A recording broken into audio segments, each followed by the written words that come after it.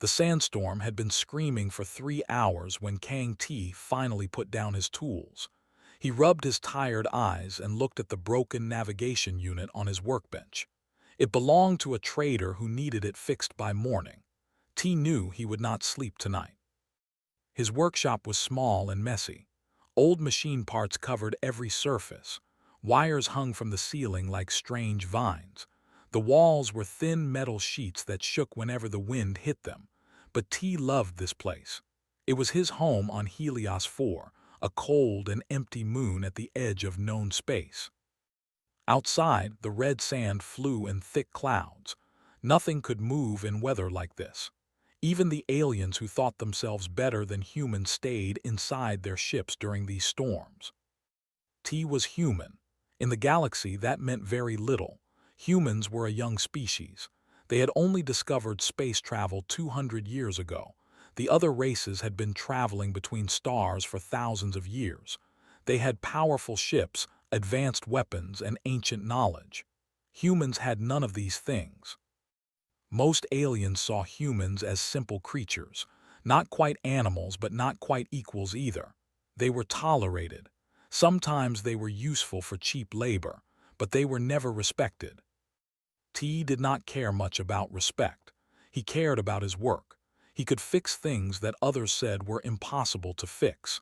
He could look at alien technology he had never seen before and understand how it worked. This was his gift. It was the only thing that made him valuable in a galaxy that did not value humans. The door to his workshop slammed open. Sand and wind rushed inside. T jumped to his feet, ready to push the door closed. But then he saw his sister standing there, her face white with fear. Yuna was younger than T by 6 years. She ran the small cantina next to his workshop. Together, they made enough money to survive on this forgotten moon. She was strong and brave. T had never seen her look so scared. "There is someone outside," Yuna said. Her voice was shaking. "An Orani, she is hurt, she is dying." T felt his heart go cold. The Orani were one of the most powerful races in the galaxy.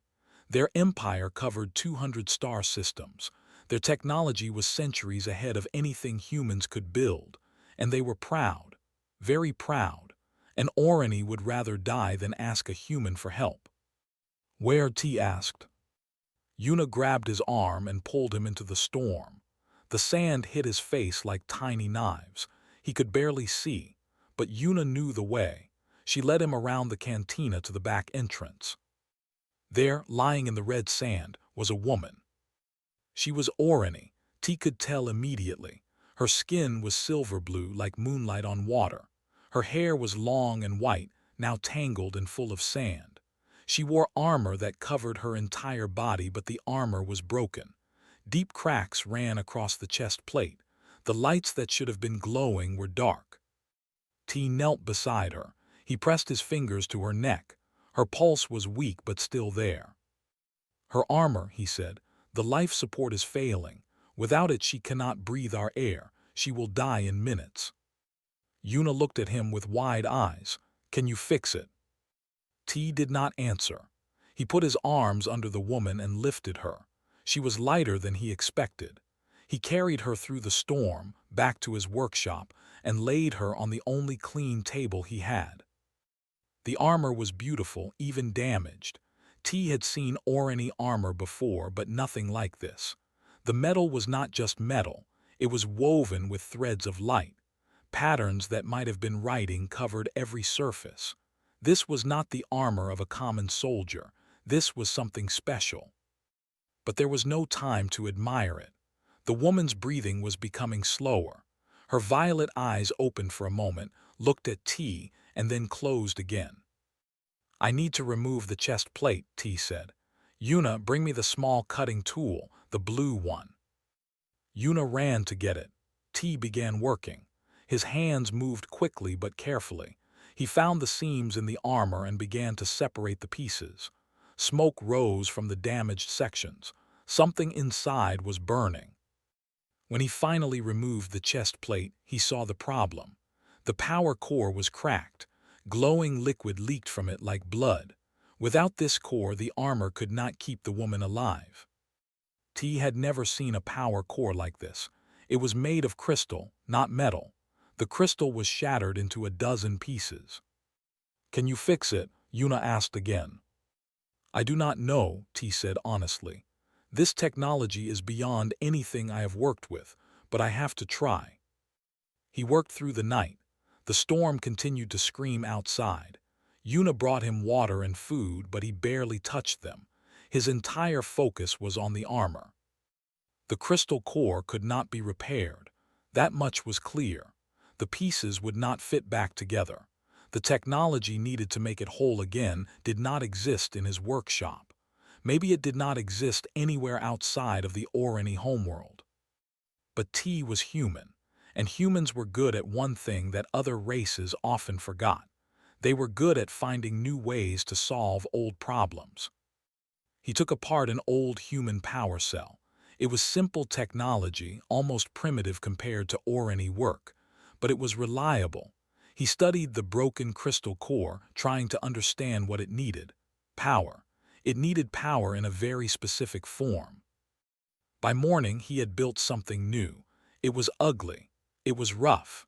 It was a mix of human parts and Orani technology that no proper engineer would ever approve of. But when he connected it to the armor, the lights flickered on. The woman on the table took a deep breath. Her eyes opened. T stepped back, suddenly aware of how tired he was. His hands were shaking. His eyes burned from hours without sleep. The Orani woman looked at him.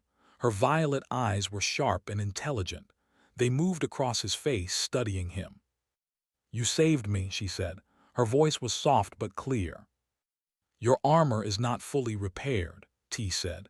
"The fix I made is temporary, but it will keep you alive while I work on a better solution." The woman sat up slowly.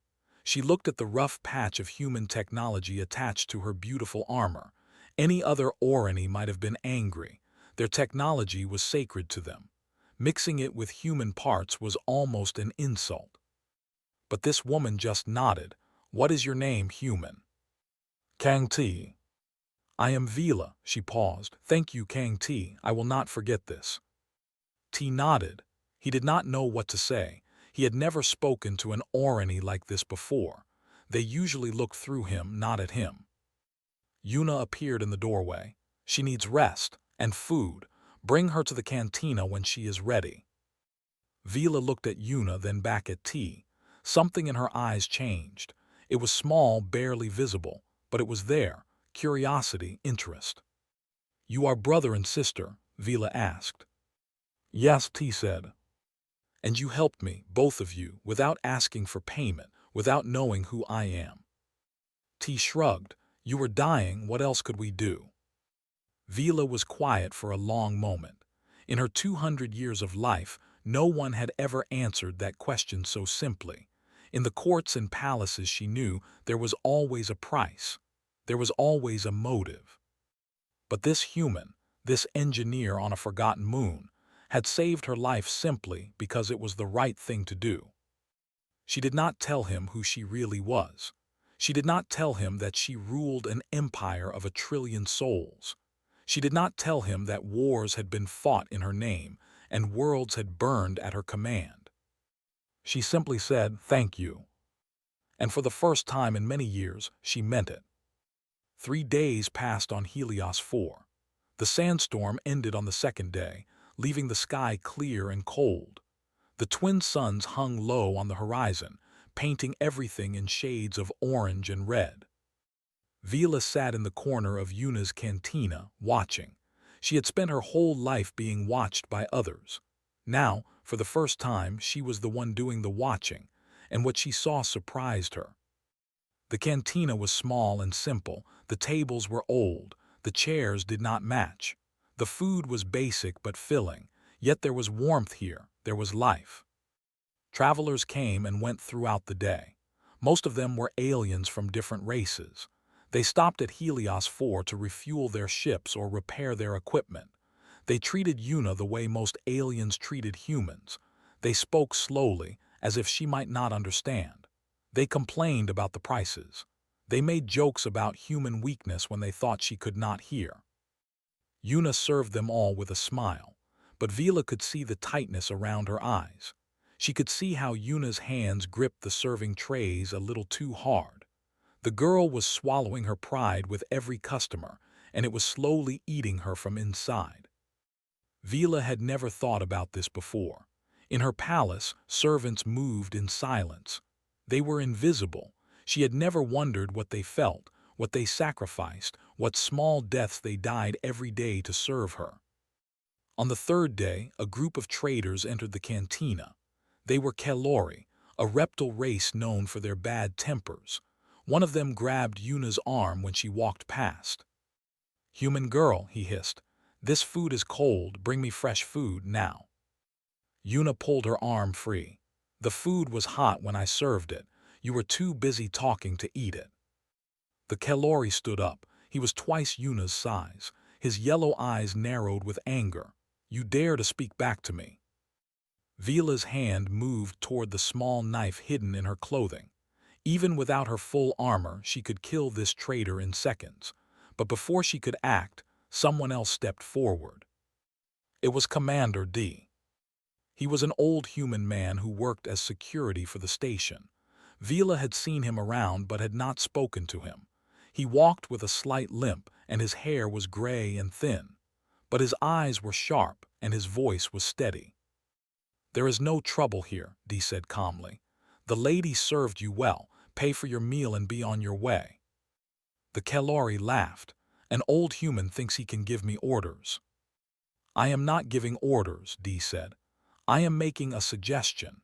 You can accept it, or you can learn that this old human was once a captain in the Earth Defense Force. I have killed bigger things than you." The cantina went silent. The Kalori looked at D for a long moment. Something in the old man's eyes made him hesitate. Finally, he threw some coins on the table and left with his friends. D nodded to Yuna. "Are you hurt?" "No, thank you, Commander." D turned and walked toward the door. As he passed Vila's table, he stopped. His eyes moved across her face, down to her damaged armor and back up again. "Interesting," he said quietly, and then he was gone. Vila watched him leave. The old man had seen something. She was not sure what, but she would need to be more careful. That evening she walked to T's workshop. She had been there several times now, watching him work on her armor. Each time she learned something new. T was bent over his workbench when she entered. Her armor was spread out before him in pieces. He was holding a small light close to the damaged crystal core, studying it with intense focus. "You should rest," Vila said. T did not look up. "I will rest when I finish." "You have been working for 18 hours. The armor needs to be fixed." Vila moved closer. She looked at the tools scattered around the workshop. Most of them were old and worn. Some of them were held together with tape. T was working with almost nothing, yet he was attempting something that the best Orani engineers would call impossible. "Why do you try so hard?" she asked. T finally looked at her. There were dark circles under his eyes. His hands were stained with oil and dust. "Because you need this armor to live, and because I said I would fix it." "But it is impossible. The crystal matrix cannot be repaired with human technology." T smiled slightly. "I do not believe in impossible, only in problems I have not solved yet." He returned to his work. Vila sat down on an old chair and watched him. She had commanded fleets. She had negotiated treaties. She had made decisions that changed the fate of billions. But she had never met anyone like Kang T. "Tell me about your home," she said. T continued working as he spoke. "I was born on Earth, in a country called Korea. My father was a factory worker. My mother was a teacher. We were not rich, but we were happy." "What happened to them?" "My father died in an accident when I was young. My mother raised us alone. She worked 2 jobs to send me to engineering school. She died 5 years ago. Sickness." "I am sorry." T shrugged. "Life is not always kind, but she taught me important things. She taught me that work has value, that helping others has meaning, that you should always try to leave the world a little better than you found it. He reached into his pocket and pulled out a small object.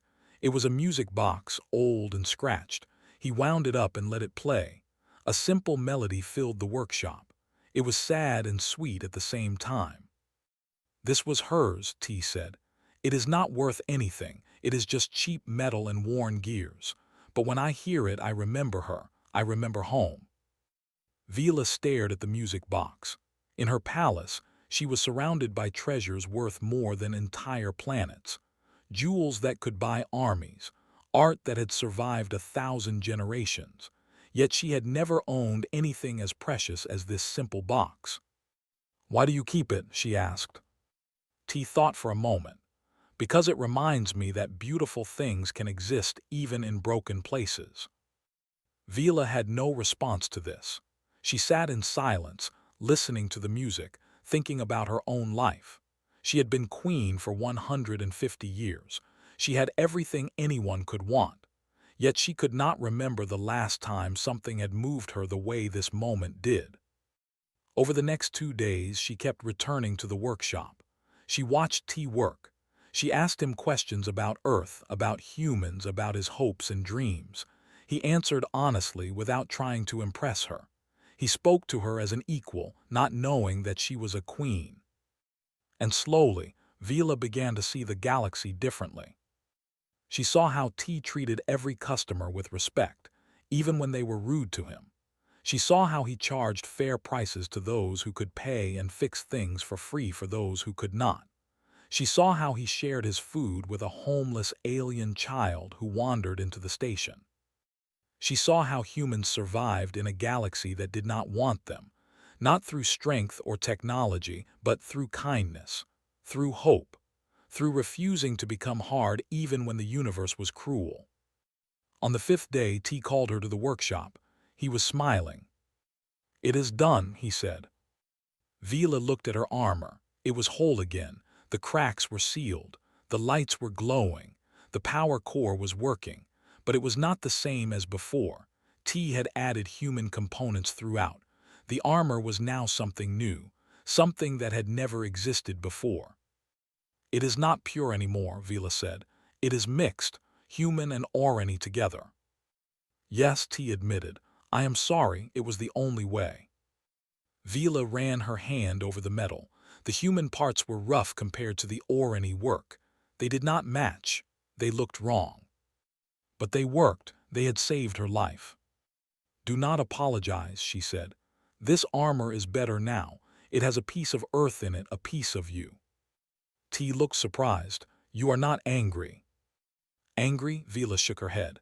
"I am grateful, more grateful than you know." She put on the armor. It felt different now. There was warmth in it that had not been there before, human warmth. T watched her. "You never told me how you got hurt, how your armor got damaged." Vila was quiet for a moment. "That is a story for another time." She knew she should tell him the truth. She knew she should reveal who she was, but she was not ready. These 5 days had been the most peaceful of her long life. She did not want them to end. "I should go," she said. "I have been away too long." "Where will you go?" Vila looked at him, at this human who had saved her life, who had shown her kindness, who had asked nothing in return. "Home," she said, "but I will not forget this place. I will not forget you." She turned toward the door, but before she could leave, alarms began screaming across the station. Ships were arriving, many ships.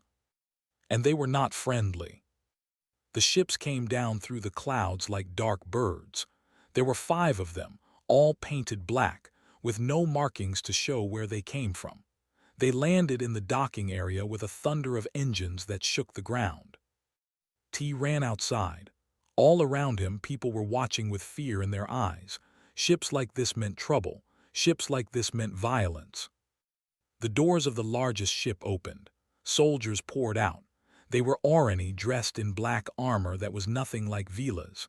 These soldiers moved with cruel purpose. They pushed people aside. They kicked over market stalls. They laughed when a child started crying. Their leader stepped forward. He was tall and thin, with sharp features and cold eyes. A long scar ran down the side of his face. He looked around the station with disgust, like he was standing in garbage. "My name is Ren," he announced. His voice was loud enough for everyone to hear. "I am looking for a fugitive, an Orani woman. She would have arrived here about 5 days ago. Her ship crashed in the desert." No one answered. The station had maybe 200 people living on it. They were traders, mechanics, refugees. None of them wanted trouble with armed Orani soldiers. Ren smiled. It was not a nice smile. "I see. You want to protect her. How touching, how human." He said the word like it was an insult. "Let me make this clear. If you do not give me this woman, I will burn this station to the ground. Every building, every ship, every person. Do you understand?" T felt his blood go cold. He looked toward the cantina, where Yuna was watching through the window. Then he looked at his workshop, where Vila was hiding. He had to do something, but what could he do? He was one human against an army. "We need time to search," an old merchant said. His name was Ho, and he had lived on the station for 30 years. "If there is an Orani woman here, we will find her, but please give us time." Ren walked toward Ho slowly. He was still smiling. "Time? You want time?" He pulled out a weapon and shot Ho in the leg. The old man screamed and fell to the ground. Blood spread across the sand beneath him. "There," Ren said. "That is what I think of your time. Now, does anyone else want to negotiate?" T moved without thinking. He ran to Ho and knelt beside him, pressing his hands against the wound to stop the bleeding. The old man was moaning in pain, his face white with shock. Ren looked down at T with amusement. A human trying to be a hero. How funny. "He is an old man," T said. His voice was shaking, but he forced himself to speak. "He has no weapons. He is no threat to you. There was no reason to hurt him." "I do not need a reason. I am Orani. You are human. That is all the reason I need." Ren raised his weapon and pointed it at T's head. "Now I will ask one more time. Where is the woman?" T closed his eyes. He thought about Yuna. He thought about his mother's music box. He thought about all the things he still wanted to do. But he did not speak. He would not betray Vila. He did not know why she was running, but he knew these soldiers were not good people. If they wanted her, it could not be for any good reason. "Very well," Ren said. "I will start with you then." A voice cut through the air. "Stop." Everyone turned. Vila was walking toward them. She had removed the cloak that had hidden her armor. Now she stood tall and proud, her silver-blue skin glowing in the sunlight, her violet eyes burning with anger. Ren's smile faded. His soldiers raised their weapons. "There you are," Ren said. "We have been looking for you for a long time. The council will be pleased." "The council?" Vila's voice was cold. "Is that who sent you? Or did they hire you themselves, hopping to hide their betrayal?" Ren shrugged.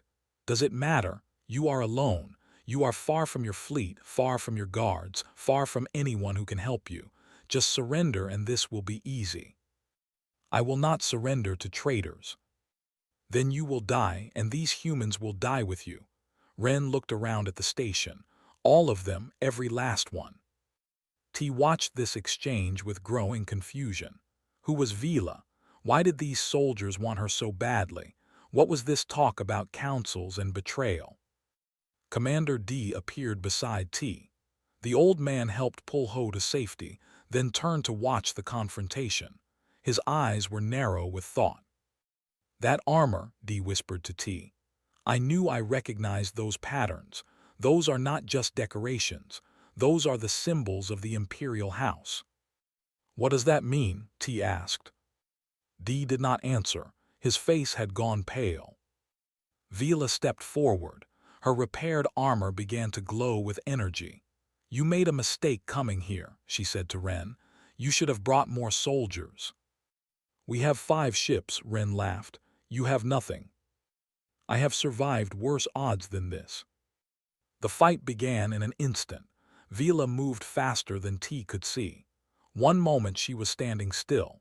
The next moment she was among the soldiers, her hands glowing with energy. She struck the first soldier in the chest, and he flew backward like he had been hit by a speeding ship. The other soldiers opened fire. Energy beams filled the air, but Vila was not where she had been. She was already moving, already striking. Each movement was perfect. Each attack was deadly. In 10 seconds, 6 soldiers were down. Ren watched with growing fear. He pulled back, putting his remaining soldiers between himself and Vila. "Kill her," he screamed. "Kill her now." But Vila was unstoppable. She fought like nothing T had ever seen. She was grace and violence mixed together. She was beautiful and terrifying at the same time. Then Ren did something cowardly. He grabbed Yuna. T had not seen his sister leave the cantina, but somehow she had gotten caught in the chaos. Now Ren held a weapon to her head, his arm wrapped around her throat. "Stop," Ren shouted. "Stop or I kill the human girl." Vila froze. She was surrounded by fallen soldiers, her armor covered in dust and smoke. Her eyes moved to Yuna, to the terror on the young woman's face. "Let her go," Vila said. "This is between us. She has nothing to do with this." "She has everything to do with this. She is the reason you will surrender." Ren pressed the weapon harder against Yuna's head. "Put down your weapons. Power down your armor. Now." T pushed through the crowd. "Let her go. She is innocent." Ren pointed his other weapon at T. "Stay back, human, or I will kill you both." T did not stop. He kept walking toward Ren, his hands raised. "Take me instead. I am the one who helped her. I repaired her armor. Yuna did nothing." "T, no," Yuna cried. But T kept walking. "Let her go. I am the one you want to punish." Ren hesitated. He looked at T with something like confusion. He could not understand why a human would offer his life for another. In his world, power was everything. Sacrifice meant nothing. "You are either very brave or very stupid," Ren said. "Maybe both," T answered. He was close now, close enough to see the sweat on Ren's face, close enough to see the fear hidden behind his cruelty. "But I will not let you hurt my sister." Ren made his decision. He threw Yuna aside and raised his weapon toward T. Vila moved. She crossed the distance between them in a heartbeat. Her hand caught Ren's arm and twisted. There was a cracking sound. Ren screamed as his weapon fell to the ground. But then something worse happened. The ships began to power up. Their weapons turned toward the station. A voice echoed from speakers, "Surrender or we destroy everything." Vila stopped. She looked at the ships, at their glowing weapons pointed at buildings full of innocent people. She looked at T, at Yuna, at Commander D, at all the humans who had shown her kindness. She could fight the soldiers. She could probably win. But she could not stop 5 ships from killing everyone on this station. Ren laughed through his pain. "You see, you cannot win. Even if you defeat us, our ships will turn this place to ash. Surrender and maybe we will let these humans live." Vila closed her eyes. She had never felt so trapped. She had never felt so helpless. And she had never been so angry. She opened her eyes and looked at T. He was standing there, blood from old Ho still on his hands, ready to die for people he loved. In that moment, she made a decision that would change everything. She reached for the hidden seal on her armor. It was time to reveal the truth. Vila's hand moved to a hidden panel on her armor. It was a panel that T had not seen during his repairs. It was beneath layers of metal that looked like decoration, but were actually protection. Protection for the most important symbol in the entire Orani Empire. She pressed the panel. A small compartment opened. Inside was a seal made of pure white crystal. It glowed with inner light that seemed to pulse like a heartbeat. Ancient symbols covered its surface. Ren's face went white. His broken arm hung useless at his side, but he no longer seemed to notice the pain. All his attention was on that seal. "No," he whispered, It cannot be. Vila lifted the seal high above her head. Her voice rang out across the station, strong and clear. I am Vila Sarai, High Queen of the Orani Empire, ruler of 200 star systems, commander of 10,000 ships, and I declare these soldiers traitors to the crown. Silence fell over everything. The soldiers who were still standing dropped to their knees. Their weapons clattered to the ground. Their faces showed pure terror. T stared at Vila. His mind could not process what he was hearing. The woman he had treated as an equal, the woman he had helped and talked to and shared his mother's music with, was a queen. Not just any queen. The most powerful leader in the known galaxy. Your Majesty, Ren said, his voice was shaking. We were told you were dead. The council said your ship was destroyed. They said there were no survivors. The council lied. Vila's eyes burned with cold fury. They tried to kill me. They sabotaged my ship. They sent assassins to finish what the crash did not, and now they have sent you. We did not know. Please, we were following orders. We thought we were hunting a fugitive, not. Ren's voice failed him. Not your queen. Vila stepped closer to him. You threatened to kill innocent people. You hurt an old man. You held a weapon to a young woman's head, and now you beg for mercy. Ren fell to his knees. Please, I was only following orders. Orders to commit murder, orders to burn civilians. Vila shook her head. There is no excuse for what you have done. She turned to face the ships. Their weapons were still glowing, still pointed at the station. The people inside those ships would have seen everything. They would know who she was now. Soldiers of the Orani Empire, Vila called out. Your commanders have lied to you. They told you I was dead so they could seize power. They have committed treason against the throne. You have a choice now. You can continue to serve traitors and die as traitors, or you can return to your duty and serve your true queen. For a long moment, nothing happened.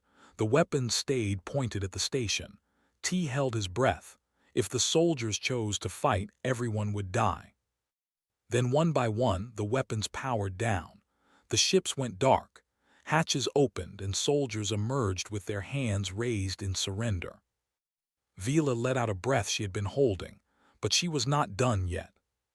She reached into her armor and activated a hidden beacon. It sent a signal into space, a signal that could travel faster than light. Within seconds, she received a response. Imperial Guard responding, a voice said through her armor's speakers. We have been searching for you, Your Majesty. A rescue fleet will arrive within the hour. There are traitors here who need to be taken into custody, Vila said, and there is evidence of a larger conspiracy. I want the council arrested, all of them. It will be done, Your Majesty. The connection ended. Vila turned back to the station. Everyone was staring at her. The aliens who had been rude to Yuna, the traitors who had looked down on humans. They all watched with fear and wonder as they realized they had been sharing space with the most powerful person in the galaxy. Commander D stepped forward. He bowed his head in the military style. Your Majesty, I served in the Earth Defense Force during the treaty negotiations 40 years ago. I saw your image then. I thought I recognized the symbols on your armor, but I could not believe it was really you. You saw clearly, Commander, Vila said. Your instincts were correct. D nodded. May I ask why you were traveling alone, why you came to a place like this? Vila was quiet for a moment. I was inspecting the frontier. I wanted to see how my empire truly functioned beyond the reports and ceremonies. I wanted to know if the distant territories were being treated fairly. She paused. The council learned of my journey. They saw an opportunity. They tried to kill you. Yes, and they almost succeeded, if not for. Vila turned to look at T. T stood frozen. He did not know what to do. He did not know how to act. Everything he thought he knew about Vila had changed in an instant. Kang T, Vila said. She walked toward him. You saved my life. You repaired my armor when any other engineer would have said it was impossible. You showed me kindness when you thought I was nobody. T shook his head. I did not know who you were. That is exactly why it mattered. Vila stopped in front of him. In my palace, everyone bows to me. Everyone tries to please me. Everyone says what they think I want to hear. But you spoke to me as an equal. You treated me as a person, not a crown. That is a rare gift. Yuna pushed through the crowd. Her face was still pale from fear, but her voice was strong. Your Majesty, my brother is a good man.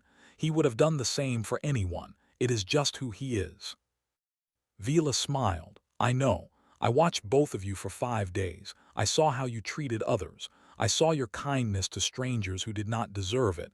I saw your dignity in the face of insults. She looked around at the station. I have ruled an empire for 150 years. I have seen great cities and mighty fleets, but I have never seen courage like I have seen here. She turned to face the gathered crowd. Humans and aliens stood together, united by the events of the day. I came to this moon to learn about my empire, Vila said. I have learned more than I expected. I have learned that power means nothing without compassion. I have learned that the true measure of a people is not their technology or their strength, but how they treat those who have nothing to offer them. She looked at T. When I stood on this station, I had no power, I had no army, I had nothing but a broken body and damaged armor. And yet this man helped me, not because I was a queen, not because he wanted reward, simply because it was right. T felt his face grow hot with embarrassment. Your Majesty, please, I did not do anything special. You did everything special, Vila said, and you showed me that I have failed my empire. The crowd murmured in confusion. Vila raised her hand for silence. For too long, the Orani have treated other species as lesser beings. We have allowed arrogance to poison our hearts. We have forgotten that all thinking creatures have value, that all life deserves respect. She bowed her head slightly to T. An Orani queen bowing to a human engineer. It was something that had never happened in the history of the galaxy. Thank you, Kang T, she said. You have changed the way I see the universe. An hour later, the sky filled with light as the rescue fleet arrived. Massive warships descended through the clouds, their shields glowing like new stars. Soldiers in golden armor poured from the ships, surrounding the station with perfect discipline.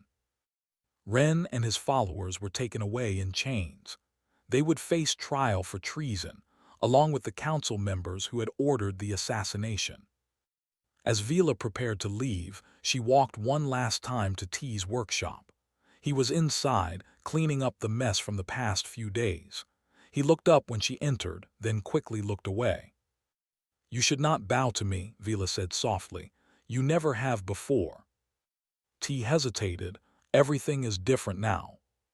Why? I am the same person I was yesterday, the same person you shared dinner with, the same person who listened to your mother's music box. T finally looked at her. You are a queen, I am nobody. Vila stepped forward and took his hand. You are not nobody. You are the man who saved my life.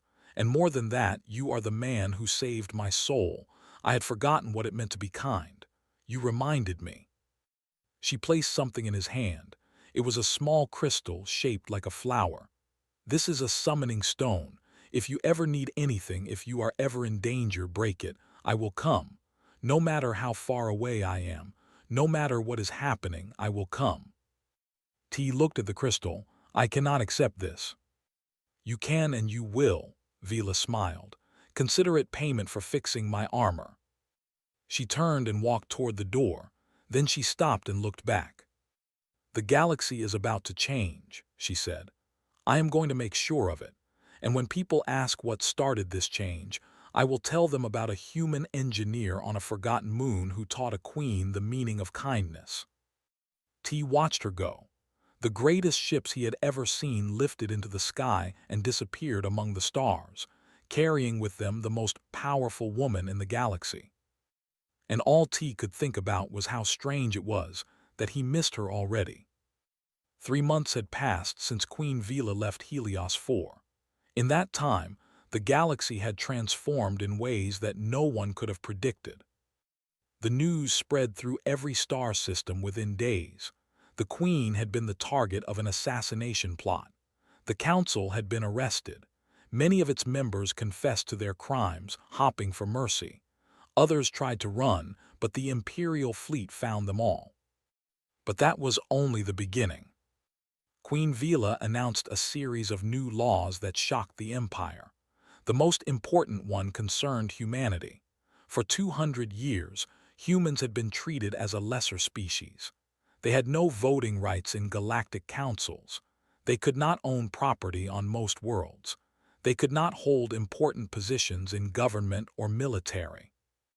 With one decree, Vila changed all of this. Humans were declared full citizens of the Orani Empire, with all the rights and protections that came with that status.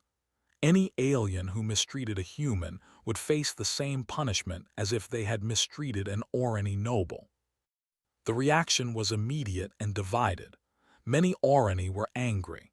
They had grown up believing that humans were primitive and unworthy. They could not understand why their queen would give these creatures equal standing. But others remembered the story that had spread across the empire. The story of a human engineer who had saved the queen's life. The story of how he had asked for nothing in return. The story of how he had been ready to die rather than betray a stranger. Slowly, opinions began to change. On Helios 4, life had changed dramatically. The small repair station was no longer forgotten. Ships came from across the galaxy to see the place where the Queen had hidden. Journalists arrived to interview anyone who had met her. Historians came to document every detail. The station expanded. New buildings rose from the red sand. A proper hospital was built to replace the old medical tent. Schools opened for the children who lived there.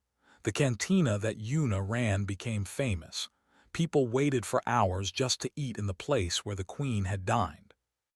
Una handled the attention with grace.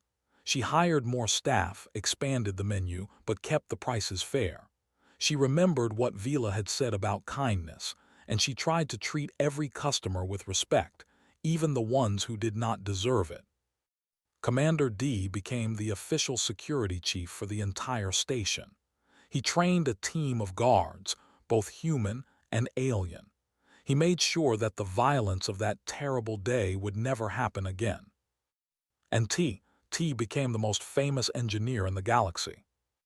Offers poured in from every corner of space. The Imperial fleet wanted him as their chief technician. Noble houses offered him positions that paid more money than he could spend in 10 lifetimes. A famous university asked him to become a professor.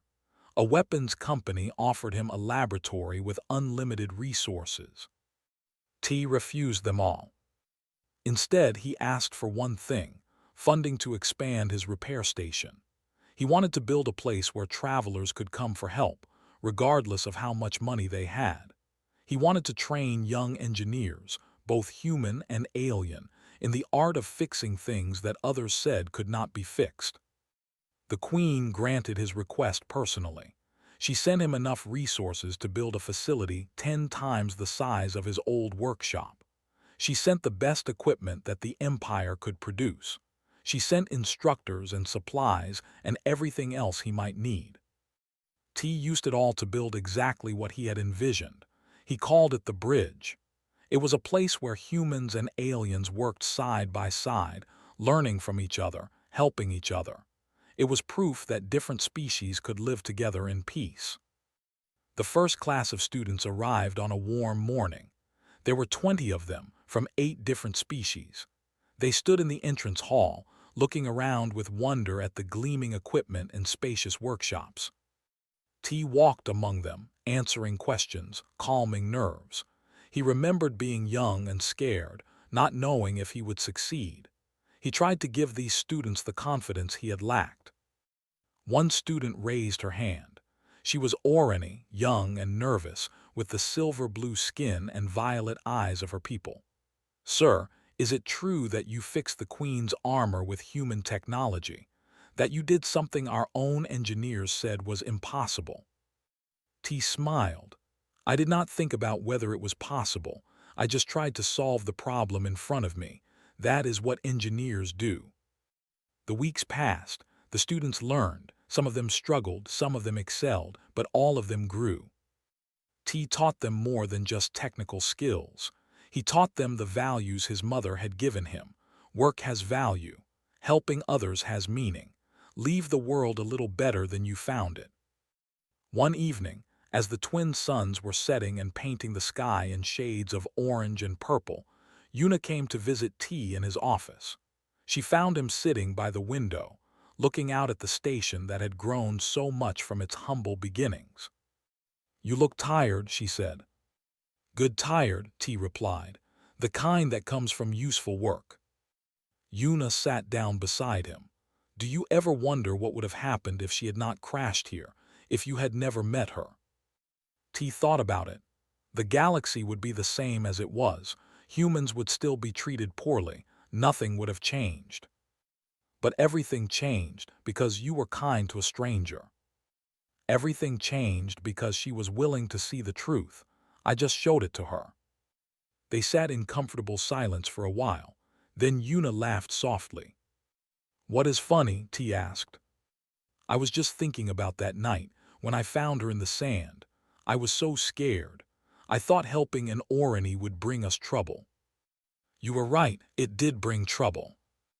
"Yes, but it also brought everything good that came after." Una looked at her brother. "Would you do it again, knowing everything that would happen?" T did not hesitate. "Yes, 1,000 times." A year after Queen Vila left Helios 4, she returned. Her ship appeared without warning, descending through the clouds just as the old shuttle had crashed so long ago. But this time, it landed gently in the docking area.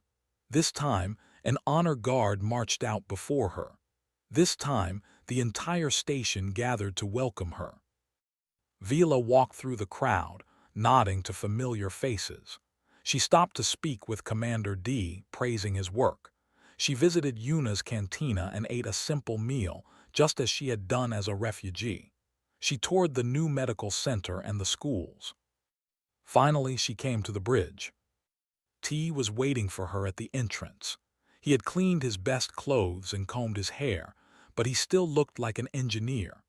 There was oil under his fingernails and a small burn mark on his sleeve from a project that morning. Vila smiled when she saw him. "Still working, I see." "Always," T said. "Would you like to see the facility?" He showed her everything. The workshops where students learned to repair alien technology. The classrooms where engineers from different species shared knowledge. The dormitories where humans and aliens lived as neighbors and friends. Vila watched the students working together. An Orani helped a human with a difficult circuit. A human explained Earth mathematics to a confused alien. They laughed together, learned together, built together. "This is what I hoped for," Vila said quietly. "When I made those new laws, I dreamed of something like this. But dreams are easy. Making them real is hard." "It is not hard," T said. "It just takes time, and patience, and belief that things can be better." Vila reached into her robes and pulled out a small object. It was a music crystal, similar to the one she had promised to give him. But this one was different. It was shaped like his mother's music box. "I had this made for you," she said. "It plays harmonics similar to the melody from your mother's box. Orani cannot perfectly copy Earth music, but I wanted to try." T took the crystal. He pressed the small button on its side. A melody filled the air. It was not exactly the same as his mother's song, but it was close, close enough to make his heart ache with memory. "Thank you," he said. His voice was thick with emotion. Vila placed her hand on his arm. "You taught me something important, Kang T. You taught me that beautiful things can exist even in broken places. I have tried to remember that lesson every day since I left here." She looked out at the station, at the facility, at all the changes that had come from one act of kindness. The galaxy is still broken. There is still cruelty and prejudice and pain, but it is a little better than it was, and that is because of you." That evening, as Vila's ship prepared to leave, she stood with T on the observation deck. The stars spread out before them, countless points of light in the endless darkness. "Will you visit again?" T asked. "As often as I can." Vila paused. "Though I suspect you will be too busy to notice. I hear the bridge already has more applicants than it can accept." "We are expanding again. Yuna says I work too much." "Yuna is wise." They watched the stars together in comfortable silence. Two people from different worlds, different species, different lives, but connected by something that went deeper than any of those differences. Finally, Vila spoke. "In a galaxy that measured worth in power and conquest, you measured it differently. In kindness, in compassion, in the simple belief that everyone deserves help." She turned to face him. "The historians will write about treaties and laws and political changes, but I know the truth. Everything that has happened, everything that has changed, started here, with you, with a human engineer who helped a stranger because it was the right thing to do." T shook his head. "I am not a hero, I just did what anyone would do." "That is exactly what makes you special," Vila smiled. "You believe that everyone would do what you did, but most would not. Most would have turned away, most would have protected themselves." She stepped back and bowed her head slightly, just as she had done on the day she revealed her identity. "Thank you, Kang T, for everything." Then she was gone, walking toward her ship, surrounded by guards and advisors. The most powerful woman in the galaxy, returning to her endless duties. T watched until her ship disappeared among the stars. Then he walked back to the bridge, where students were still working in the evening laboratories. He picked up a tool and began helping a young Orani who was struggling with a broken power converter. The galaxy would keep changing. There would be new challenges, new problems, new struggles. But here, in this small corner of space, humans and aliens were learning to build something together. Something that might one day spread to every star and every world. And it had all started with a simple act of kindness. T smiled as he worked. His mother would have been proud.